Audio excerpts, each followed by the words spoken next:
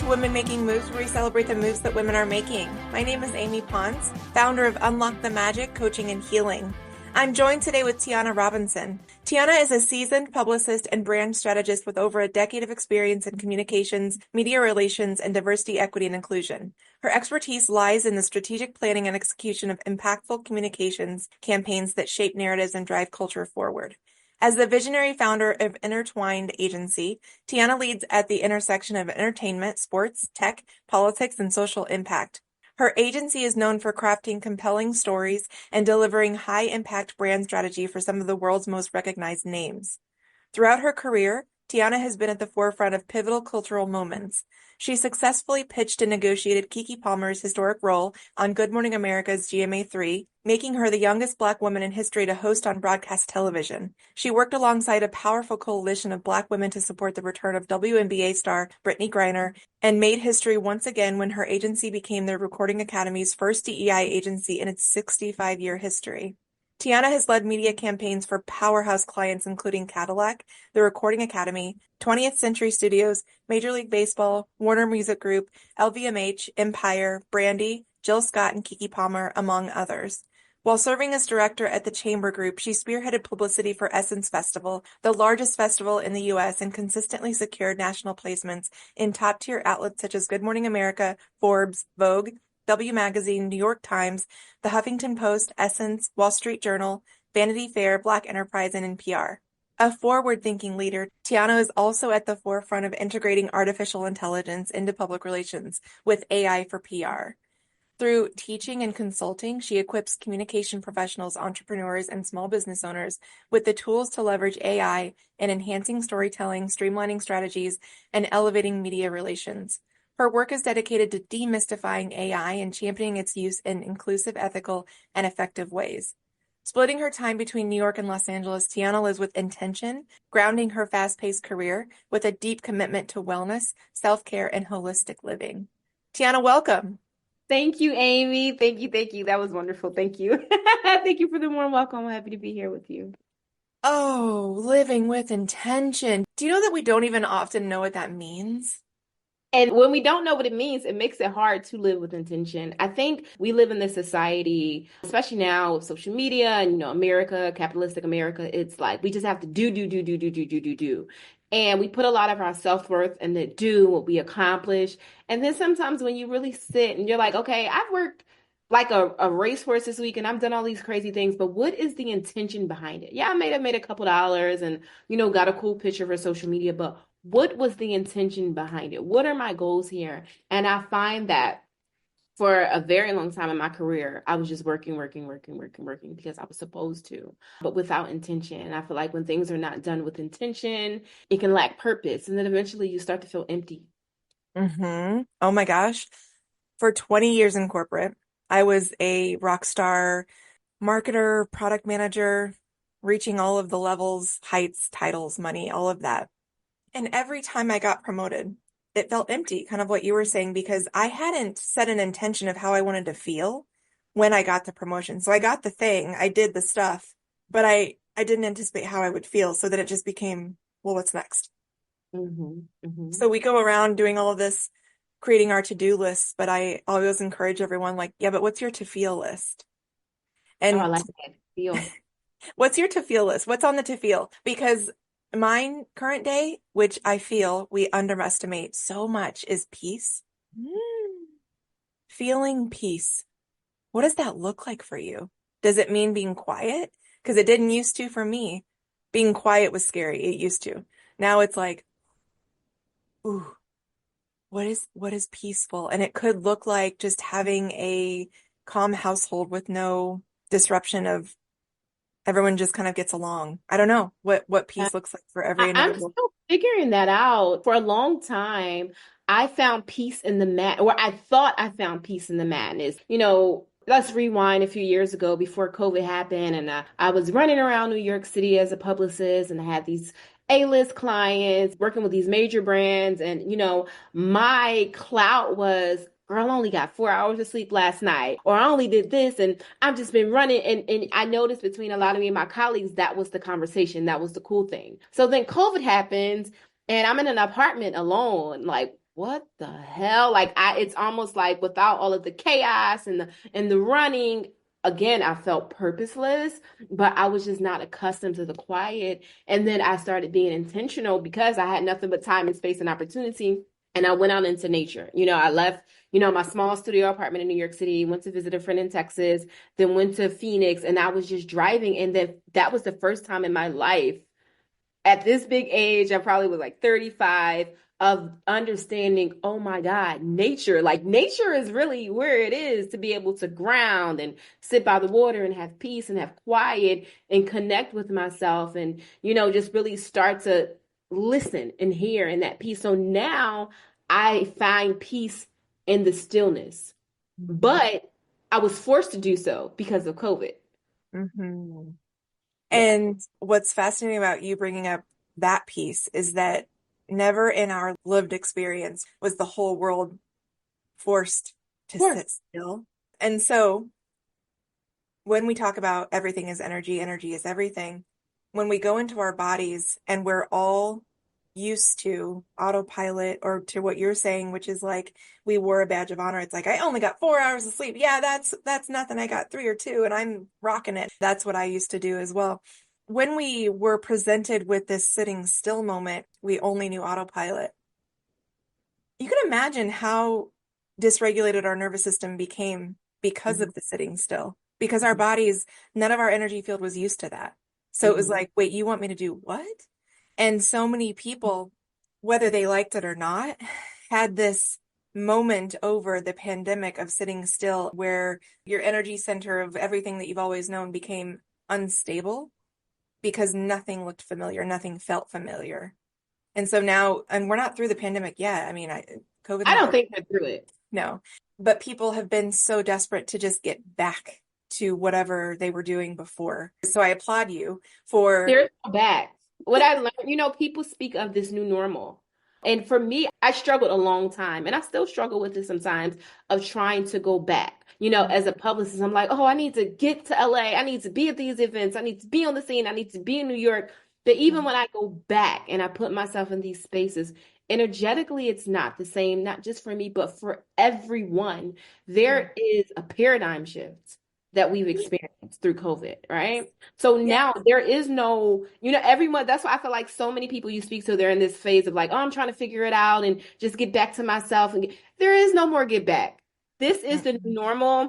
We need to figure that out. We need to figure out what works for us, where you're going to find peace, where you're going to find prosperity, where you're going to find love, where you're going to find tribe, where you're going to find community. Because I feel like for a lot of us, a vast majority of us, what we once knew no longer exists.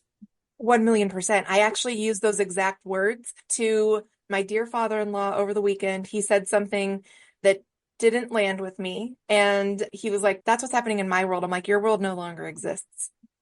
Okay. Mhm. None of the worlds that we grew up in or were prepared for, ill prepared or not, none of those exist. So this is a clean slate. This is brand new.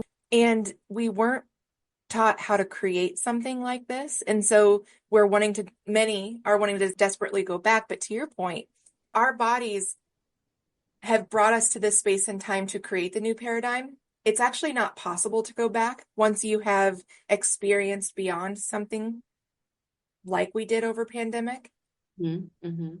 We're not meant to, and we can't. We So, can't. and I feel the weight of the collective on this, what I'm about to say, because there's so much resistance toward one, not knowing, two, not feeling safe into like what could be the new, and three, feeling limited on what is being shown back to us in our lived experience is what keeps people in place and not knowing how to create the new.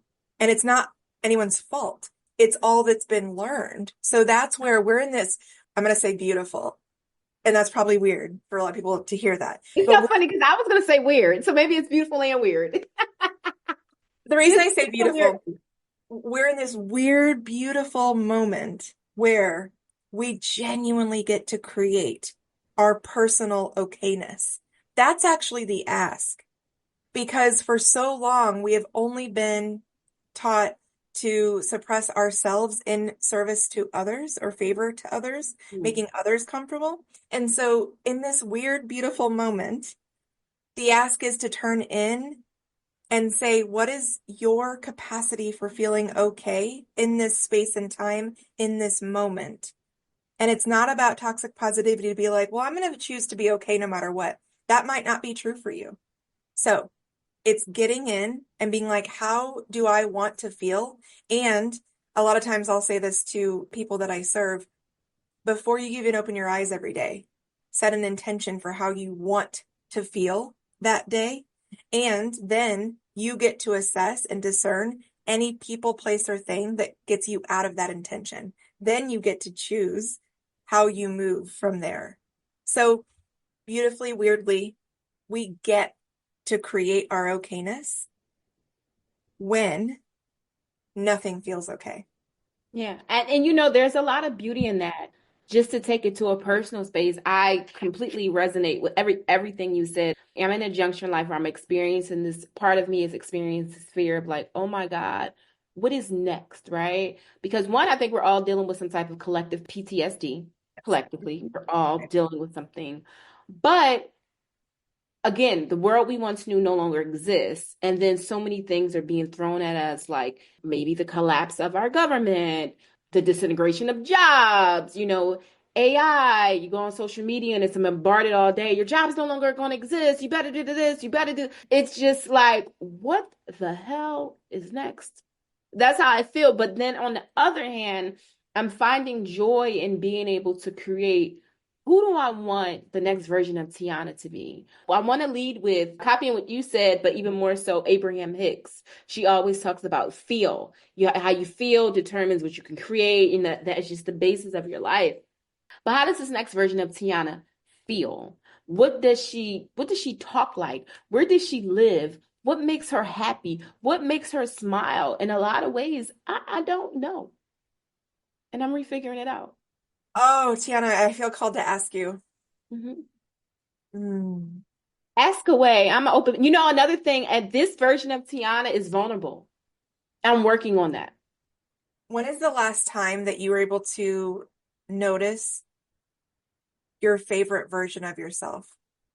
When maybe you belly laughed or when you felt like lit up inside? Last weekend. So last weekend, like I told you, I'm here in LA, and a friend of mine's invited me to the LA County Fair. And I'm like, okay, sure, I'll go, whatever. I have anything to do. And go, all the lights, the kitties, the cotton candy. And I remembered going to fairs was one of my joy, like fairs and amusement parks was my childhood joy. And me and my father, who recently, God bless his spirit, transitioned about a year and a half ago. The last few years of his life, our relationship was tumultuous because life be life. But me going to that fair, I understand this is your foundation. Like, this is where you loved your father. Like, it helped me just remember this is where you fell in love with your father. This is where you fell in love with happiness. This is where a lot of your joy existed. Like the 8-year-old version of Tianna showed up, and I had a blast. And I remembered, I know I kind of sound crazy saying that, but like I remembered a part of who I was and a part of where my joy came from, and the just being carefree and childlike and happy and finding joy in the simplest of things, finding joy in playing a game, finding joy in eating cotton candy, finding joy at looking at the lights from a Ferris wheel. It was something so simple. It wasn't the Grammys or it wasn't Right. being a celebrity. It was literally going to a county fair and eating a giant turkey leg and thinking about my dad. So, weirdly, beautifully, I just heard you say a couple minutes ago, you're figuring out what makes you smile. Being carefree and remembering those moments with your dad and tapping back into your childlike is what makes you smile. So that's the thread of what to do more, like to bring more into your lived Going experience. into that. Yes, yes, And yes. beautifully last weekend was New Moon in Gemini, which is all about returning to your inner child. So it's no surprise that you felt that in that space and time, because that's the ask of Gemini season. Wow. See, this goes back to what we were talking about before we started recording, is knowing even when you don't know. And then you have that validation of like, oh, right. The more that inner knowing is paired with something that our brains are conditioned to be validated outside of us, the more that those are paired together, the less you'll need on that external piece. But it's always amazing when you get to pair it together. So It is. It is. uh Go to the amusement park, go to a fair. It just was so fun. perfect. And you know what? The next time that you're in a moment where you're like, oh, I haven't smiled in a minute, bring 8-year-old into your heart, like literally bring her into your heart, that version of you, and have a conversation with her as your current self and say, can you help me out? What do Mhm. I need in this moment? She will respond to you, like allow her to lead you in that moment. I love that. That reminds me of I heard Will I Am speak before, and he spoke on praying to your future self, your current self, and your younger self. Mhm. And he is like, and at one point you're going to meet on the timeline and get it right. So just Yes, all versions of yourself. that's it. Every single time in this moment where we are creating the new world, new paradigm that we're experiencing it, anytime that we're met with tension, there is a version of us, either from our past or from our present or our future, that is not aligning with something that we're feeling in that moment. So when you're able to assess and discern which version of you that is and bring them in rather than being like, no, like we've been taught to like push it down or like, no, no, bring them in. They get airtime too. They get space because they're all beautifully you. And when you can work with them to say, what's coming up right now? Are you okay? And you become the current version or current support of whoever's coming in. That's how you create for yourself that moment of okayness toward the new self. Mhm. Mhm. Have And you ever and seen Everything Everywhere All at Once? I'm sure you have. so I haven't, but it's interesting. Like I lead a group coaching, and last week the women in the group coaching brought up that they were like, "Oh, so it's this movie or the show or something." I was like, Yeah.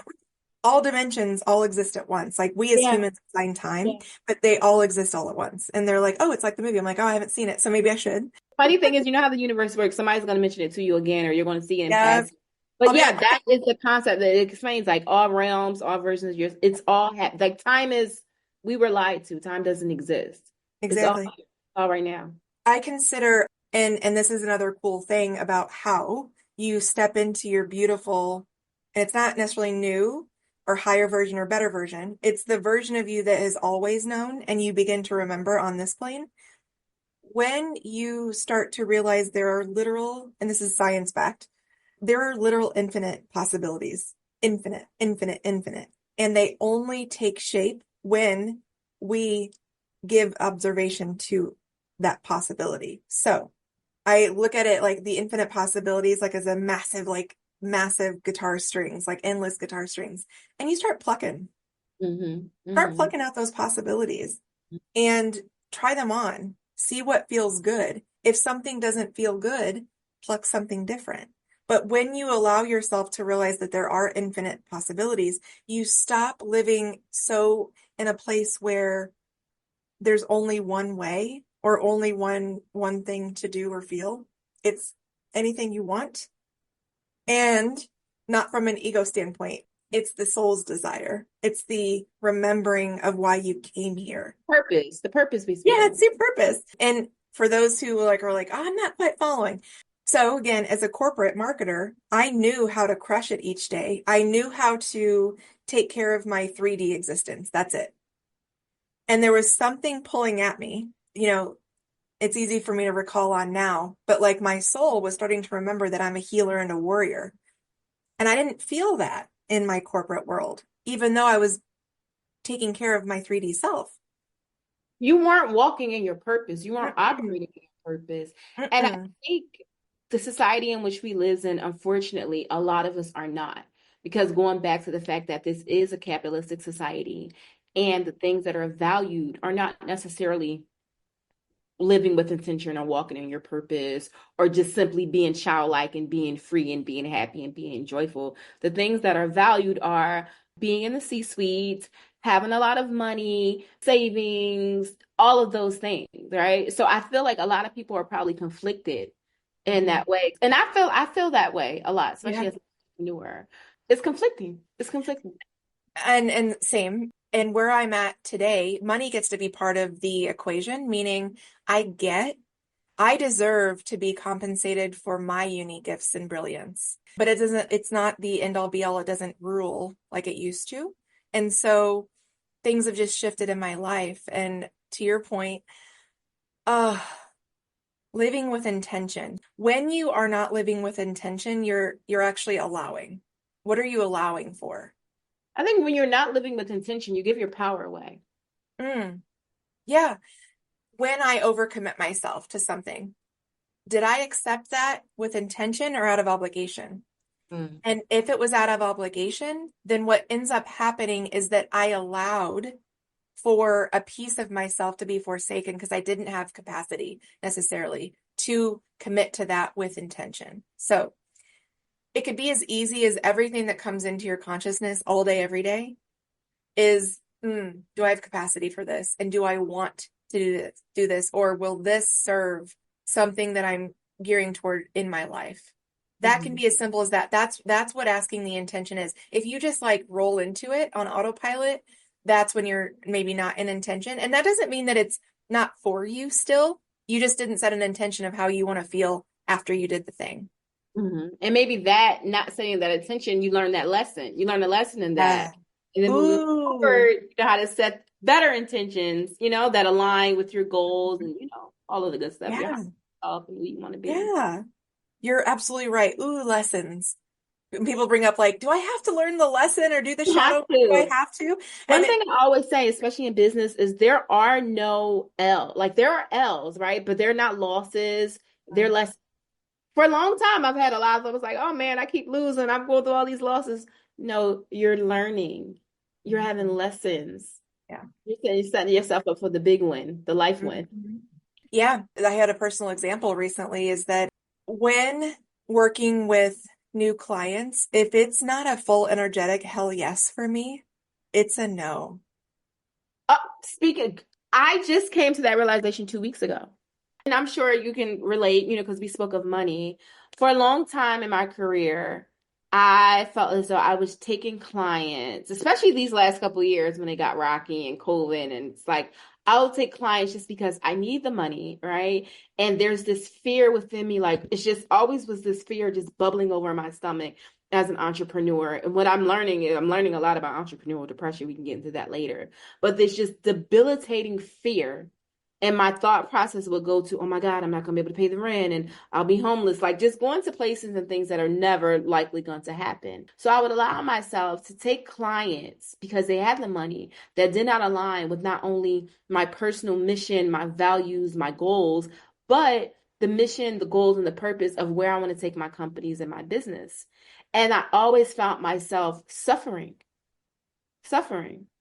And in the end, it's like, okay, you might have, some thousands of dollars that got you through the last couple of months, but you've lacked in progress. You're stressed out, you're underappreciated, and it's not worth it. But when I find myself taking that peace into business and that confidence into business and setting my attention, I want clients that align with X, Y, and Z and just allow it to happen, things just flow easily. Like I start meeting clients like Tiffany, speaking of Tiffany, who you spoke to Yes. before, amazing work, and really doing the work to set up a really fruitful future paradigm for our children and our children's children. I find myself being led to people like that versus just accepting the crazy headache of a client who just stressed me out. I might have put on 5 pounds in the last month because I was sitting at the computer at 3 o'clock in the morning eating donuts, just doing things that do not serve me. Tianna, for every entrepreneur out there that takes a client out of fear, lack, scarcity, and I've done it too, isn't it true that you do end up suffering? You just said it. I've done this several times. And what ends up happening is I have Sunday scaries in the pit of my stomach. And what that does is tell the universe that I'm willing to take less. And I inadvertently blocked myself from getting the soul-led client that could invest fully into my services. Mm-hmm. That does feel aligned does feel good every time. And I know, believe me, how hard it is. Be like, well, yeah, but this client's here now. I don't know when that next one's coming. Fair. And It's hard. It's hard to not operate in that fair, especially living in America in 2025 when eggs are $11. right? And the fact that is that most entrepreneurs have financial issues. Unless you come from, you're a Nepo baby or Bill Gates' daughter, no shade. I actually just saw this podcast. And I was like, oh, this podcast is so dope. I had a similar idea. Then I saw that one of the hosts was Bill Gates' daughter. And I was like, oh, okay, easy for sis. You know what I mean? But most entrepreneurs, I think the statistic is like something like 70% of entrepreneurs deal with mental health issues because of finances, the lack of stability, the lack of team, the lack of this. So when you're faced with all of those things, the fear is actually real, like what can manifest. So I'm still struggling and trying to sort out how do I stay true to myself and my vision and my goals while still living in America in 2025 and having to make money. Because when you don't have any money, the reality of it is that's when true depression, like Right. deep, it can be almost debilitating. When your entire livelihood is in question, it's hard to feel okay about anything. Yep. So the advice I have on that front is taking a step back and saying, what is due today? What is absolutely going to happen today? Because the other part, Tianna, that I want to share, and this is not being Pollyanna about it, but like the cool part about being an entrepreneur too, is that things can change in a moment's notice. A moment's notice. And I so, always say I have some months where I've made $15,000 and I have some months where my bank account is negative $15. I'm yeah, very transparent about that. yeah. So same, like the consistency is rarely there, but it's getting into that not just mindset, it's a full-bodied, energetic experience to trust yourself, to trust your inner knowing. If the client is not a hell yes, it is a no. And by any degree, allow yourself to trust that, and universe will send you that next client. It will happen. Now, Will. when we don't know. And that's one thing I always go back and forth with God and the universe. Is like, I know I have to trust the timing, but come on now. I've been waiting for a little bit. I've been waiting. So the women I serve, they both love and hate this, that I say this. Your only job is to align with what does feel good and what you do deserve, and the how, what, and when is none of your business. Mm-hmm, mm-hmm. And they're like, I agree. no. And I'm like, I hear you, and I feel it myself sometimes. And it is getting into a place where on a soul level, you can't fake it to the universe. You can't fake it till you make it. If you truly feel you don't deserve that client that's aligned with your values, that can afford your full services, if you don't believe you deserve that, then you won't, in fact, get it. I agree. You'll keep getting those clients that are like half-baked toward your values, and there's some inner work to do there. And I that's had not a client I turned down. I this is a client that I worked with in the past, and a big, huge celebrity, huge name. And one thing I struggle with as a talent publicist, people don't realize I'm serving that celebrity. So my work is supporting their goals and their dreams and their missions. And unfortunately, this often at the detriment of my health, my business, my dreams, my vision. And I just was so conditioned to just operating in that way and just serving this celebrity because they're this celebrity. But long story short, I've been speaking to them for the past few months about coming back on for another project. And, I did all the things, the proposals and the pitching and the calls. And when they finally offered me the project, I was like asking myself, Tianna, who the hell are you? I turned it down. Like, who is this new version of it? Because my bank account says I need that. But the version of myself that I am becoming, the business or the entrepreneur that respects self and business first, realized, okay, this person wants to come in and knock out 3 events in less than 30 days with no budget, no talent, no venues, and pay me pennies. Why would I accept that? So if I said yes to that, then I'm just allowing more of it. So I'm in this place where it's like, you say no. Like no is one word. You say no to the things that you don't want. And like you That's said, right. you scream hell yes to the things that you do want. But it took a long And time to get there. oh yeah, because that's because the only thing we were taught was that it's money. So Hmm. take it. No, that's not the vibe anymore in this Oh, new. that's not the vibe anymore. It's just money. It's not the vibe anymore. It's not the vibe anymore. And beautifully, the way that you sent out your bat signal out into God, source, universe, creator to say no to this, more of this. Yes. And they're Mhm. like, I got you. And they're going to energetically high five you with the ones that will pay you and will work within your own parameters of what you deserve. I received that. Yes. I received that. So, Tianna, aside from living with intention, what else are you excited about right now? What moves are you excited to be making? I'm just really, like I said, I feel like, life for everyone is just a big break. We're still in the midst of the pandemic, but I feel like I'm emerging from the dark night of the soul in a lot of ways, personally and professionally. And I'm just excited for this next chapter. Professionally, excited to expand and pivot my agency. We've been doing a lot of work on integrating AI into all of our practices and teaching people AI, really teaching AI to entrepreneurs, small business owners, women, people of color, people who may not have the access and the resources that I've had to fully understand AI, how quickly it's transforming our world and being equipped with the tools to not get left behind. So we have an initiative called AI for PR, which I've taught at a couple universities, the tools and the tactics of how we can use AI for storytelling, media relations, and the way I'm positioning now, the reality of it is in this economy, I always say in America 2025, a lot of small business owners cannot afford a publicist or to put a PR team or retainer. But I think it would be really cool to teach these people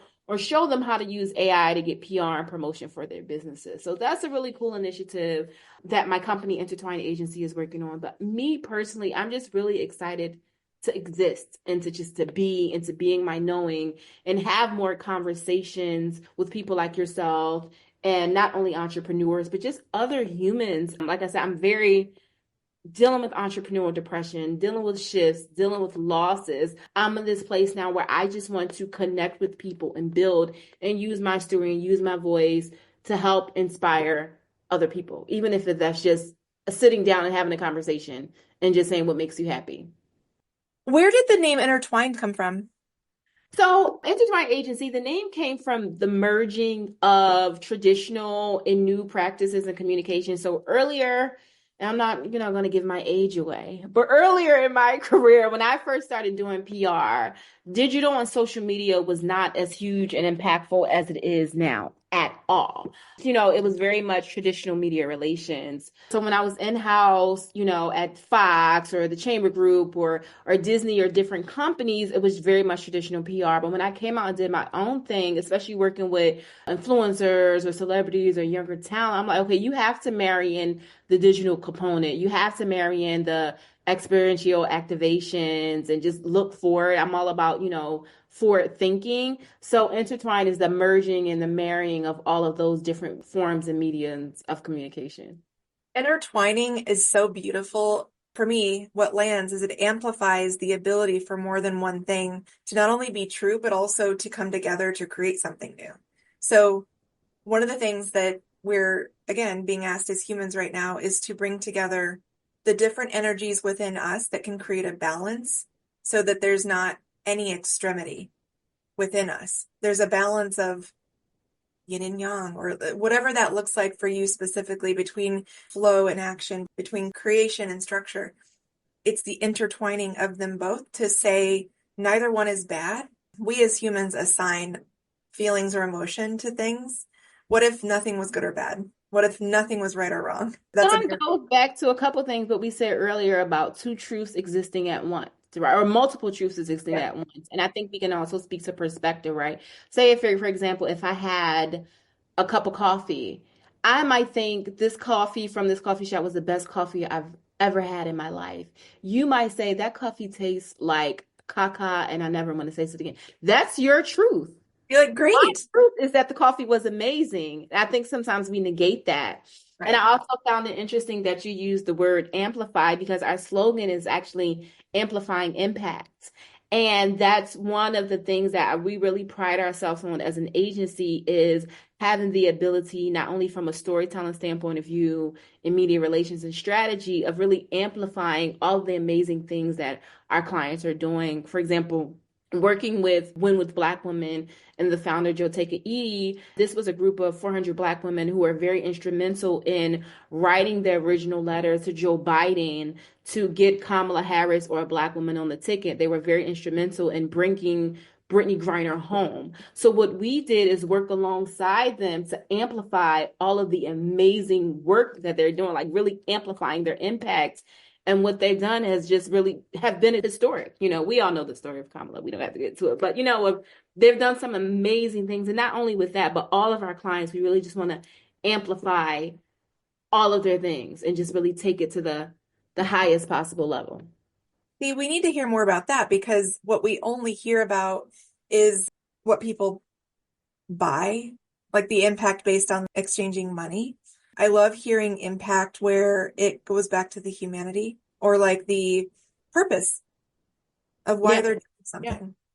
Yeah, I'll give you. I'll keep using Women with Black Women as an example. Women with Black Women is a nonprofit, and they came about actually during COVID too, when everybody was sitting in their house. And after George Floyd happened, Joteka Edie, the founder, who was also she used to be one of the heads at the NAACP.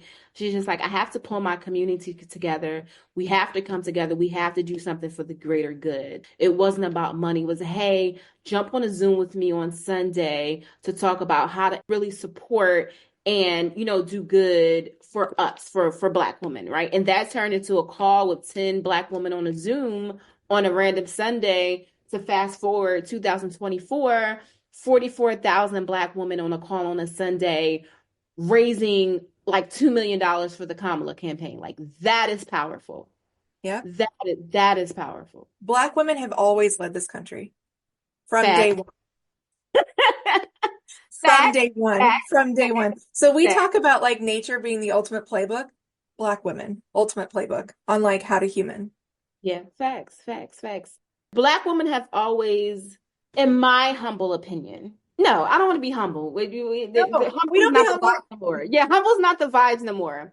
In my opinion, Black women has always led this country in the direction of what's good for greater humanity. Like Exactly. what's going to serve us all. Whereas though the patriarchy, and this might turn into a whole nother conversation, but I have no shame. Whereas though the patriarchy generally does what's best for them, their wallets, their ego, and their future generation. Where we're like, this country is completely up, right? And it's done some horrible things to us, to women, to people, to all of the things. But what can we do as a collective to make it better? I feel like that's the mindset that Black women lead with. Yes. And it can be really defeating when we don't win. I can't lie. After Kamala lost, like it got dark. It got dark for me. Yeah, I wasn't even as like energetically and spiritually in tune as I am. All of November, I wasn't okay. I was just not okay No, because you were okay. The other people, this is the conclusion that I came to. The other people are not well in the decision making. Genuinely not well. But again, everything for a reason. of course, but like meaning like all of November though, I just felt like, what do we do? I don't know. And then spiritually, my guides dropped in. They're like, because she's meant for the bigger, well, two things dropped in after the election, which started to help me be okay. I got an energetic download, two things. One, if you think the administration's in charge, okay. Like it's again, nature, Gaia, universe. And then also that Kamala is meant to be on the bigger global forefront. And I was like, got it, received. All right. So that helped me. That again, back to your point, ooh, Black women lead with the mindset of all humanity, what's going to be uplift, amplify, and support all of humanity to be here as their birthright. Mm-hmm. And Mm-hmm. that's the vibe. I have these two shirts and I'm actually going to donate the other one because it doesn't land anymore. It was Smash the Patriarchy. That's not my vibe anymore because I'm not leading with anyone needing to be wrong. What Mm. I am doing, I'm moving this other shirt that I created, it's champion the matriarchy. That's the vibe. It's not about tearing anyone down. We're done with that. We're moving into a space where you beautifully said, which is the mindset of the Black woman. That's where we're headed. That's the new world. That's the new paradigm. And one day we're not even going to know the word war. It's just going to be like, let's get all around the table and be like, what do we all need? What do we all need to be able to not just survive, but thrive? That's where we're headed. The thing is, when I realized what we all need, and maybe COVID showed us this, but we didn't fully receive it as a collective. We just need to be. Right. We literally just need to be. I know we all search for our purpose in life. And what if your purpose was just to come here and exist and be happy? And if that was all our purpose, couldn't we just not live in some type of harmony? And I know I'll probably sound like a fairy or like a kid saying this because Let's, most people are like, oh, it's not realistic. But what if that was really our purpose? Like, because sometimes I really will sit back and be like, all of this for what? Usually it's when I'm tired and deadbeat and just work like a crazy person. And I'm like, all of this for what? For what? you nailed it though. What if it could be? Like, I'm going to claim it. Okay, I sound like Pollyanna or a fairy, or I sound like whatever. But what if it could be simply your only job is to be the youest you that ever you'd? And shine your light in different places. And that's what I was saying. I'm really excited about just being out of the dark night of the soul and in this place with just speaking so transparently and vulnerably about, life and entrepreneurship. But I want to just have more of this, more dialogue, more conversations, more inspiring people. And I think that's what uplifts humanity. I can go outside and compliment somebody. Your hair looks nice or your shirt looks nice. It's one of the oldest sayings in the book. You never know how someone's day can be impacted by that. Yeah. That's the vibe. And that's the vibe. So moving away from a fear, scarcity, lack, and into, you don't have to love everybody, but what if you loved yourself first? And that's what I find too. A lot of people don't even know how to like turn that inward first. And if you do start to learn how to turn it inward first, then you can shine your light outward and you become a lighthouse for those that are finding you or wanting to find you. I mean, we live in a magnetic field, so that makes complete sense. Yeah. What's wild to me is that when I talk about the full moon, new moon, or like the different moon phases, the moon literally moves our oceans. So if you think that that doesn't impact us as we're energy as well, that's wild. It took me just only a couple years to realize, but I grew up in Philadelphia, so there was always very strong Christian and Islamic influences. But for me, I've always leaned more towards the God in you, spirituality, be a good human being. Like even as a child, like that was just always the route I led to. But I was like, growing up, it was always like my grandmother used to say, "It was a full moon tonight. You better come in the house. They're gonna be out there acting crazy." And I didn't understand it. Now I understand. I get it. I get it. I completely get it. Like the moon controls a lot of our behaviors, and when howl at the moon, all of these statements, I understand it now. The cosmos influence us way more than we understand or realize. And you don't have to fully subscribe to anything. It's just, again, in the spirit of what we've talked about this whole time, allowing that it could be part of it. I mean, So, but even when I definitely agree, you don't have to subscribe. But when you simply just sit and maybe it's that stillness and pay attention to the cycles and simply pay attention to how you feel during the new moon, the full moon, or, the energy around you, you start to see correlations and you start to say, okay, this might not be hoo-hoo juju. This might be actual factual. and it's so fun if you feel called to lean into it. I host full moon and new moon ceremonies, and when you really lean into it, it just gets fun because you're like, whoa. Yeah, And I definitely would love to attend. During COVID, I started doing my own full moon, new moon ritual. So new moon, I'll pretty much write down all of my goals, personal and professional. And on the full moon, I tend to rest, I'll clean, I'll cleanse my crystals. I'm not as consistent with it, but during COVID, it was yeah, isn't that oh. amazing? We got to go back inward to what does resonate. And Mhm. I was also raised in a mainstream Christian home, and it never landed with me that I was supposed to trust something outside of me to tell me what my Same, worth same, is. I'm like, same, that doesn't make sense to me. I don't get it. So same. And anyway, you know what the thing is? And if we have any younger women or whomever, younger people listen to us, I encourage you to really trust and be confident in who you are and how you feel and be led by that. Because similar to you, you're like, I was like, this doesn't feel right. But society would tell you, oh, you're being crazy, or you're going to hell, or you're going to be punished, or this is going to happen to you because you don't believe this and don't listen to yourself. Mm-hmm. Find your truth center. Start with your heart, maybe go down to your gut. Ask yourself, is it true that I'm going to go to hell? If it's a no, like it's a no. You get to trust yourself. Yeah. Do you feel Oh, as though that's the knowing that comes at 40? yeah. So I'm 43. And when I turned 40, my Saturn return came in with a with a lot of things. Like, you're going to remember this. And I had vertigo. It was almost like my spirit was catapulting and my body was like, wait for me. And that all came back when I turned 40. I had started to feel it when I was 35, but 40 was like, no, okay, enough wondering. You're doing this now. And I was like, okay. And it was extremely uncomfortable. But that's what happened when I turned 40, is like my inner knowing came full throttle. And it can be extremely jarring because it's likely not anything that matches with what you know to be true around you in that space and time. So it's like, how do I do this? And that's why a lot of millennial women, especially, are starting to remember. And they're like, I couldn't possibly change everything in my life, right? I'm like, oh, you can and you will, just depending on how you want. I'm in the midst of that right now. Just a little recap. So, yeah, I lived in New York for 13 years, was always back and forth in LA. Obviously, I'm an entertainment publicist. COVID happens.